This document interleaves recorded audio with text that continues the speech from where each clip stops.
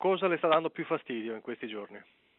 Le bugie, perché se tu sei al sud e al sud va male, dovresti essere così sincero da dire ai tuoi cittadini che il male di oggi che sta vivendo il sud, e a me dispiace, non è per causa dell'autonomia del Veneto, della Lombardia o dell'Emilia Romagna, perché noi non ce l'abbiamo l'autonomia.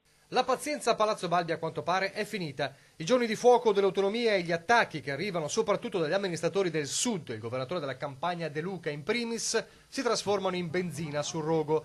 Così nel giorno in cui i consiglieri regionali di Campania, Abruzzo, Molise, Basilicata, Puglia e Calabria firmano un documento per chiedere che il federalismo sia solidale, Zaia replica tutte le paure che stanno montando in queste settimane. La verità è che la classe dirigente del passato ha governato male il Sud e forse anche qualcuno del presente, e questo mal governare poi fa pagare il conto ai cittadini, che sono le uniche vittime di questo sistema. I cittadini del Sud devono chiedere l'autonomia per le loro regioni e lì vanno al vedo e verificheranno se ci sono sprechi o no. Nel frattempo c'è quell'ultimo miglio che rischia di diventare più di un miglio. Vedi la voce contro dossier, afferma Movimento 5 Stelle. Intanto bisogna avere ben chiaro che questa è una riforma epocale e come tutte le riforme epocali ha un travaglio che sarà sicuramente importante, però c'è un testo, ci sono dei punti sui quali non c'è accordo, però voglio ricordare che le forze politiche che ci governano hanno sostenuto, sia Lega che 5 Stelle hanno sostenuto il referendum, hanno messo nel contratto di governo l'autonomia,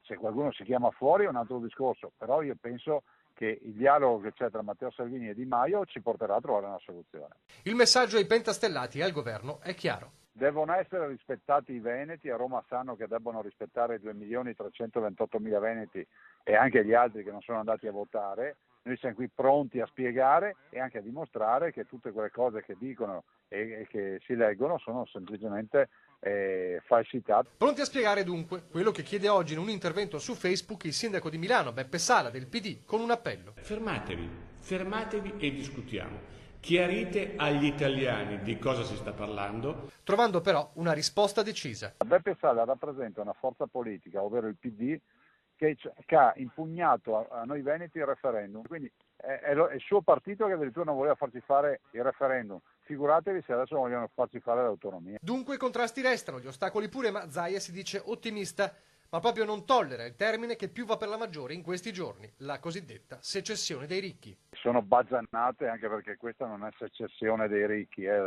la volontà di portare responsabilità nei territori.